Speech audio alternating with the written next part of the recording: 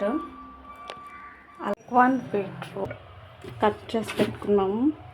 Mixie జార్కైనా చిన్న ముక్కలు cut చేసి పెట్టుకోవాలి, ఎందుకంటే మిక్సీ అంత ఎక్కువ తీసుకోవాలి ఒకేసారి.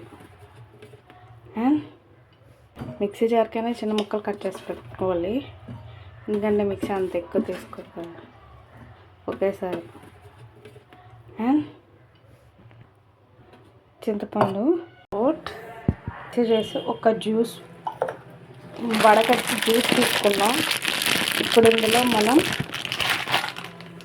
యాక్చువల్లీ కార్న్ఫ్లవర్ వేస్తారంట, మన దగ్గర కార్న్ఫ్లవర్ లేదు. ఈ పౌడర్ వేస్తున్నాం, పొడి గోధుమ పిండి వేసి చూస్తున్నాం ఇక్కడ ఎలా వస్తుంది స్వీట్ అని. ఒక 2-3 స్పూన్స్ వేస్తే చాలు. ఫస్ట్ టైం కదా, కొద్ది క్వాంటిటీలో తీసుకున్నాం కదా, హాఫ్ గ్లాస్ తీసుకున్నాం.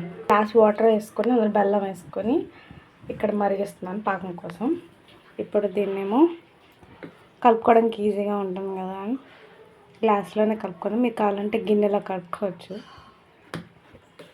అదంతా సింపుల్ అయిపోద్ది. లంప్స్ లేకుండా మొత్తం కలిపేసుకుందాం.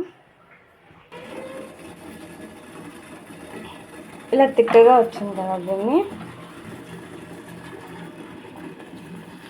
ఇందులో వేసేసుకుందాం.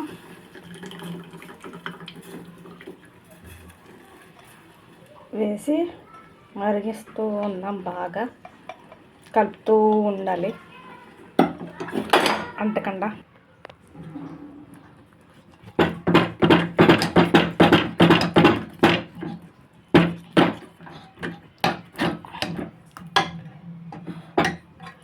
లంప్స్ లేకుండా బాగా కలుపుతూ ఉండాలి దీన్ని.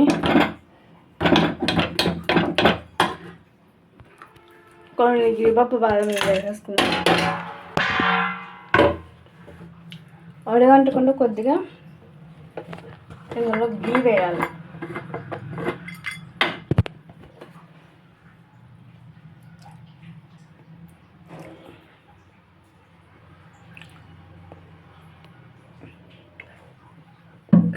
బాగా మరిగించిన నెయ్యి వేసుకుందాం.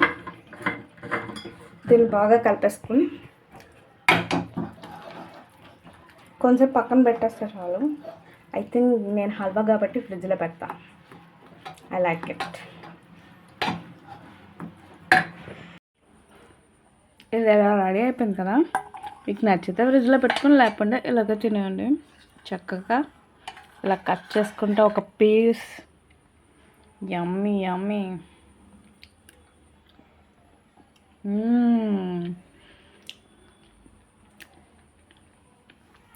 స్వీట్నెస్ అది అంతా సూపర్.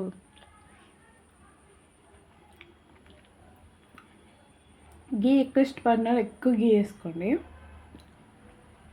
పంచదార అది కరెక్ట్గా,